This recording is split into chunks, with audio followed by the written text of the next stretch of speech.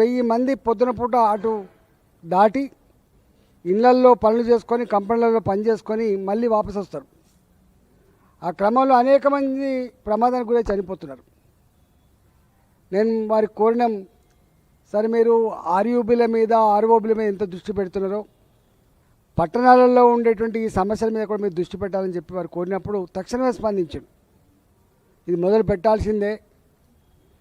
పెద్ద పెద్ద లారీలు పోకపోవచ్చు, బస్సులు పోకపోవచ్చు, కానీ మనుషులు, స్కూటర్లు, ఆటోలు, కార్లు దాటడానికి కావాల్సిన ఎన్ని వందలు వీలైతే అన్ని వందలు మీరు ఓపెన్ చేయండి అని చెప్పినాం.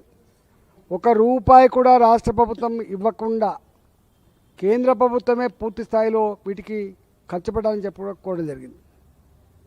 అంతేకాకుండా దేశవ్యాప్త ఆర్యూబీలు నిర్మాణం చేసిన కాడ అక్కడక్కడ నీళ్ళు సరిగా పోక 2 ఫీట్లు 3 ఫీట్లు నీళ్ళు ఆగడం వల్ల కట్టిన ఆర్యూబీలు కూడా ఒక్కొక్కసారి వర్షాకాలం 2 నెలలు 3 నెలలు బంద్ అయిపోతున్నాయి. దాని మీద మేము స్టడీ చేసి వారికి ఇచ్చినప్పుడు వారు వెంటనే స్పందించి నిజమే ఇది దేశవ్యాప్తంగా సమస్య ఉంది, దేశవ్యాప్తంగా కూడా ఈ సమస్య పరిష్కారం చేస్తానని చెప్పిండు. అట్లనే ఇక్కడ గతంలో కేసీఆర్ చాలా అహంకారపూరితంగా మీరేందా నాకు ఇచ్చేది ఇండ్లు, నేను కట్టుకోనా, నాది డబుల్ బెడ్రూమ్ అని చెప్పి 5,04,000 రూపాయలు 5,05,000 రూపాయలు రూరల్ ఏరియాకి, 7 లక్షల దాకా అర్బన్ ఏరియాకి ఇచ్చి ఇల్లు నిర్మాణం చేసుకున్నారని చెప్పిండు. అంటే కేసీఆర్ గారు 2016 తర్వాత ఎక్కడ కూడా ₹1 కేంద్ర ప్రభుత్వం ఇస్తానని కూడా డబ్బులు తెచ్చుకోలేదు. ఈ ప్రభుత్వం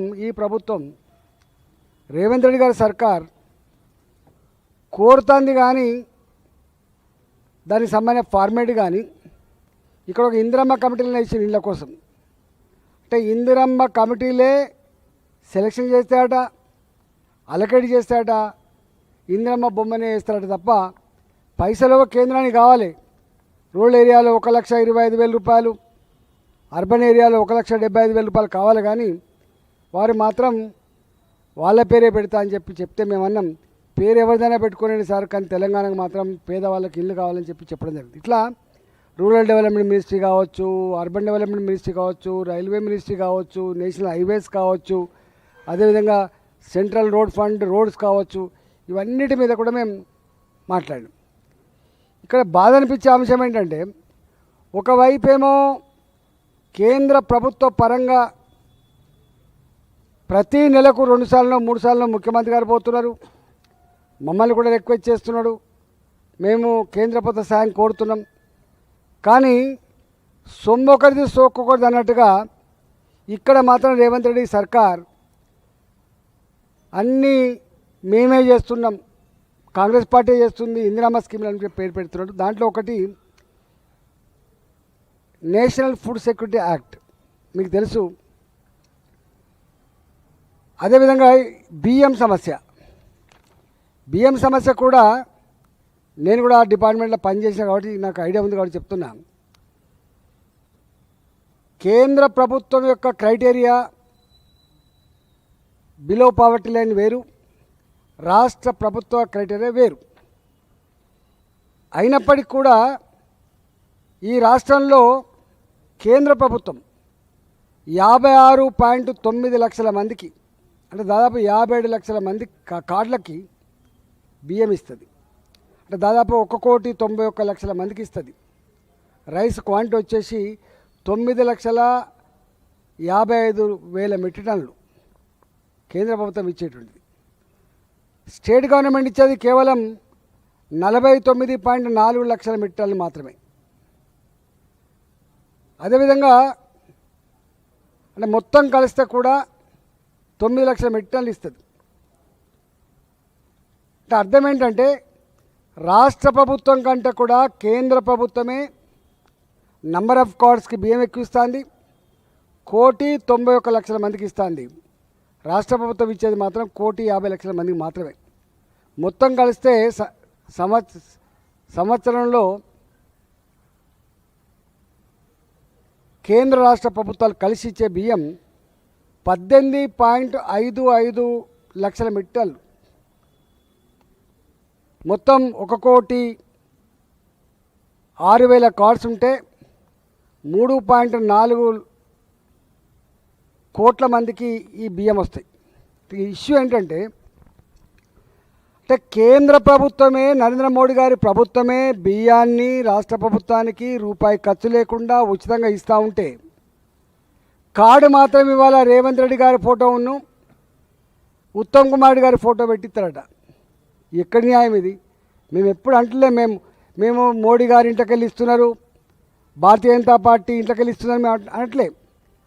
రాష్ట్ర ప్రభుత్వం పైసలు ఖర్చు పెట్టినా, కేంద్ర ప్రభుత్వం డబ్బులు ఖర్చు పెట్టినా, ప్రజలు కట్టిన పనుల పైసలు అయినప్పటికీ కూడా సాంప్రదాయం ఏంటంటే ఇవో కేంద్ర ప్రభుత్వ నిధులతో ఈ రోడ్ వేసినామని, రాష్ట్ర ప్రభుత్వ నిధులతో ఈ రోడ్ వేసినామని చెప్పి పెట్టుకునేటువంటి సంస్కారం ఉంటుంది. కానీ ఇక్కడ రేవంత్ రెడ్డి ప్రభుత్వం మాత్రం మోడీ గారి ఫోటో లేకుండా, ఫుడ్ మినిస్టర్ అయినటువంటి ప్రహ్లాద్ జోషి గారి పేరు లేకుండా, తాత జాగీర్ లాగా ఇవాళ స్మార్ట్ కార్డు ఇస్తామని చెప్పి ఇప్పటికే 600 కోట్ల రూపాయలు ఈ కార్డ్స్ కోసం ఖర్చు పెట్టామని చెప్పి లెక్కలు చెప్పి ఇవాళ కార్డు జారీ చేసే ప్రయత్నం చేస్తున్నారు. రేపు ఈ ప్రభుత్వం పోతుంది, ఇంకో 2 ఏళ్ళైతే మళ్ళీ కొత్త ప్రభుత్వం వస్తుంది, ఎవరో మళ్ళీ వాళ్ళు కార్డు ఇస్తారా? ఈ కార్డ్స్ అనేటివి పర్మనెంట్గా ఉండేటువంటి కార్డ్స్ కాబట్టి ఇవాళ కార్డు లేకపోయినా కూడా బియ్యం ఇచ్చే విషయంలో ఎక్కడ కూడా గింతంత ఇబ్బంది లేకుండా బియ్యం పోతున్నాయి. కానీ కార్డు ఉండాల్సిన అక్కడ ఉన్నది. దాంట్లో భారత ప్రభుత్వ సహకారంతో, రాష్ట్ర ప్రభుత్వ సహకారంతో అమలవుతున్నటువంటి ఈ బియ్యం స్కీమ్ అని చెప్పి రాసి కార్డు ఇస్తే పర్మనెంట్గా ఉండే ఆస్కారం ఉంటుంది. ఇవాళ జరిగే నష్టం ఏమవుతుంది? ఒకవైపేమో సాయం చేస్తున్న మోడీ గారి ఫోటో కానీ, ప్రహ్లాద్ జోషి గారి ఫోటో కానీ, కేంద్ర ప్రభుత్వం యొక్క మాట కానీ లేకుండా నీ ఫోటో పెట్టుకొని, నీ మంత్రి గారి ఫోటో పెట్టుకొని, నీ రాష్ట్ర ప్రభుత్వమే ఇచ్చినట్టుగా చేసుకొని ఇవాళ రేపు మళ్ళీ నీ ప్రభుత్వం మారిపోతే మళ్ళీ ఒక కార్డు ఇచ్చి మళ్ళీ 100 కోట్ల రూపాయలు ఖర్చు పెట్టేటువంటి పద్ధతి ఎందుకు అని చెప్పి నేను డిమాండ్ చేస్తున్నా. ఈ కార్డు కొట్టించే ముందు నేను చెప్పినట్టుగా కేంద్ర రాష్ట్ర ప్రభుత్వాలు ఇస్తున్నట్టుగా మీరు ఫోటోలు లేకుండా ముద్రించిస్తే పర్మనెంట్గా ఉండేటువంటి ఆస్కారం ఉందని చెప్పి మేము డిమాండ్ చేస్తున్నాం. ఇవాళ నేను మలకాయిరి పార్లమెంట్ సభ్యుని, నా దగ్గర కొన్ని 100 మంది ఈ మధ్యకాలంలో ఇంటికి వస్తున్నారు. వచ్చి అంటున్న మాట ఏంటంటే, మాది నైబర్హుడ్ గేటెడ్ కమ్యూనిటీ, మాది యాంథమ్ గేటెడ్ కమ్యూనిటీ, మాది ఈ కాలనీ, మాది ఆ కాలనీ, మాది ఈ అపార్ట్మెంటు, మా ఆ అపార్ట్మెంట్ అని చెప్పి 20 ఏళ్ల క్రితం 30 ఏళ్ల క్రితం ఏ అపార్ట్మెంట్ అయితే కట్టుకున్నారో